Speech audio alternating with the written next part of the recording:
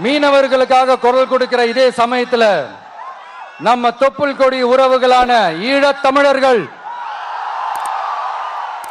அவங்க இலங்கையில் இருந்தாலும் உலகத்துல எந்த மூலையில இருந்தாலும்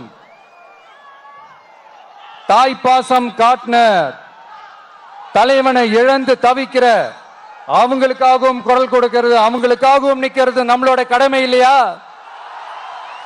மீனவர்களோட உயிர் எந்த அளவுக்கு முக்கியமோ அந்த அளவுக்கு ஈழத் தமிழர்களோட அவங்களுடைய கனவுகளும் அவங்களுடைய வாழ்க்கையும் நமக்கு ரொம்ப ரொம்ப முக்கியம். விஜய் இன்னும் வெளிப்படையாக பேச முன்வர வேண்டும்.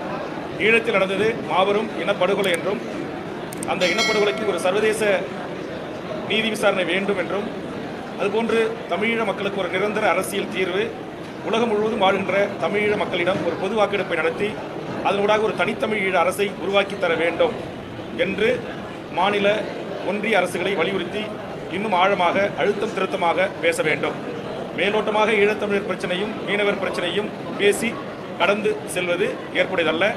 உண்மையிலேயே தமிழீழ மக்களை அவர் நேசிப்பதாக இருந்தால், தமிழ் ஈழ விடுதலையை அவர் நேசிப்பதாக இருந்தால், உண்மையிலேயே தமிழக மீனவர்கள் சிங்கள பௌத்த பேரினவாத அரசால் படுகொலை செய்யப்படுவதும் படகுகள் பறிமுதல் செய்யப்படுவதும் தடுத்து நிறுத்தப்பட வேண்டும் என்று அவர் விரும்பினால் இன்னும் வெளிப்படையாக எங்களை போன்று பேச வேண்டும் என்பதுதான் எனது பெரும் விருப்பம்.